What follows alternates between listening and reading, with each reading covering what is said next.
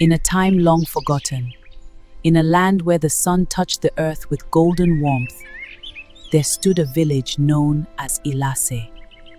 Ilase was not like other villages. Here, truth was not just a virtue, it was law. From the youngest child to the oldest elder, every word spoken was expected to carry the weight of honesty. Lies were feared not because they were common, but because they were believed to invite misfortune upon the land. And for many years, Ilase knew peace, until the boy was born.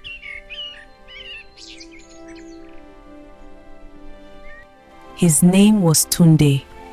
The night he came into the world, the sky roared with thunder, though no rain fell.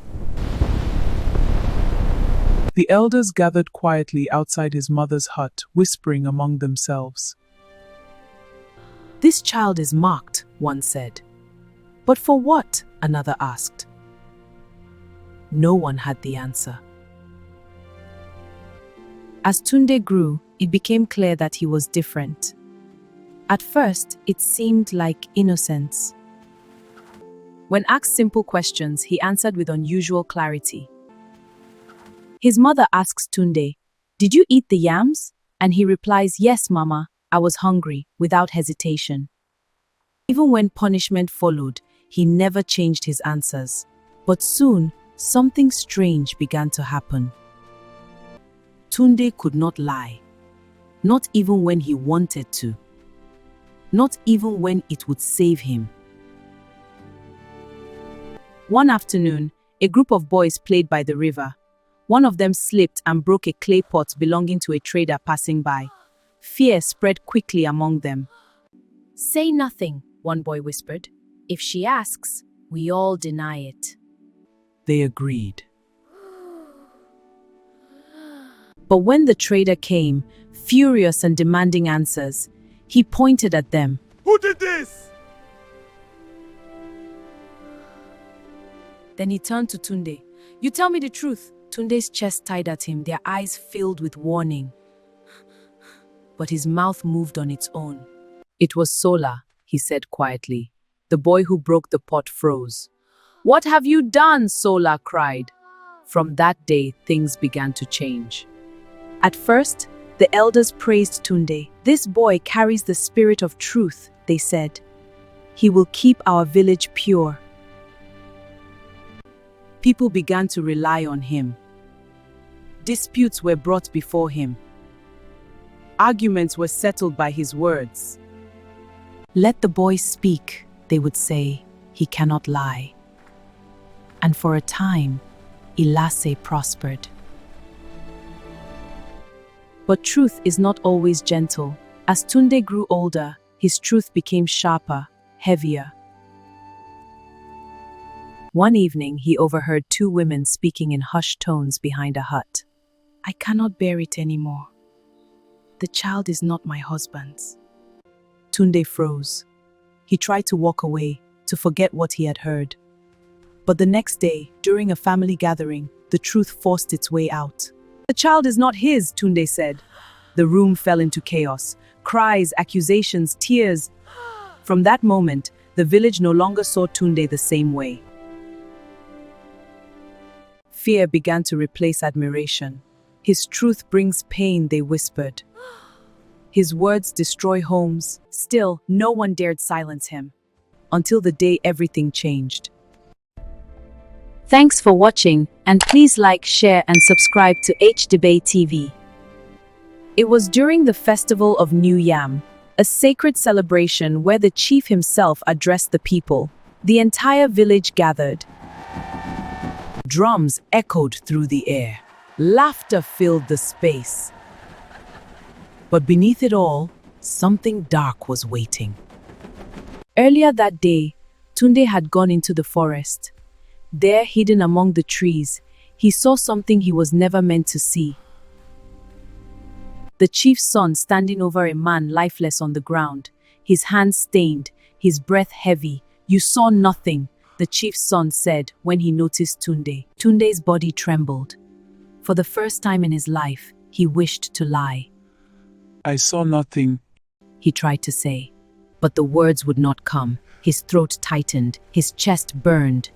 The truth sat inside him like fire. That evening, as the chief stood before the people, he raised his voice. "Today we celebrate truth and unity," he declared. "You, child of truth, come forward." The crowd parted. Tunde stepped forward slowly. "Tell us," the chief said, smiling faintly, "is there anything hidden among us?"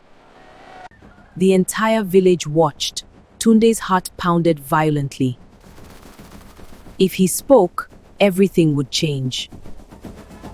If he stayed silent, he would break the very thing he was known for. For the first time, Tunde faced a choice. And for the first time, he tried to fight the truth. "There is nothing," he whispered. The words left his mouth, and in that moment, the sky darkened. A sudden wind tore through the gathering. The drums fell silent. The elders gasped. Tunde staggered backward, his body weak. "You have lied," one elder whispered in horror. The ground beneath them seemed to shift. The child of truth had spoken a lie. But truth cannot be buried. It clawed its way out of him. "No," Tunde cried. "I saw it. I saw everything." The crowd erupted. "What did you see?" Tunde fell to his knees. "The chief's son. He killed a man in the forest." Gasps spread like wildfire. All eyes turned to the chief's son. His silence was answer enough. The chief's face hardened, and in that moment power chose its side. "You dare accuse my blood!" the chief roared. "Seize him!" Guards rushed forward. Tunde screamed, "I speak only truth." But now truth was no longer welcome. That night, without trial, without mercy, Tunde was cast out of Ilase. "Your truth has brought us shame," the chief declared. "You are no longer one of us." Broken, alone, Tunde walked into the darkness. Days turned into months, months into years. And far away from the village, Tunde learned silence. He no longer spoke unless necessary, because he understood now, truth without wisdom can destroy. Back in Ilase, something changed. Without Tunde, lies began to grow, small at first, then bigger.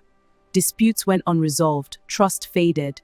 The chief's son rose to power, his secret buried under fear. And slowly, the village began to crumble. Years later, when famine struck and unity was gone, the elders remembered the boy. "We cast away the truth," one said, "and now we live in the shadow of lies." They searched for Tunde, but he was nowhere to be found. Some say he became a wanderer, a man who speaks only when truth can heal, not destroy. Others say he vanished into the forest, becoming a spirit of silence. But one thing remains certain. In Ilase, they learned too late that truth is not the enemy. It is how we handle it that decides whether it saves us or destroys us. Thanks for watching, and please like, share and subscribe to H Debate TV.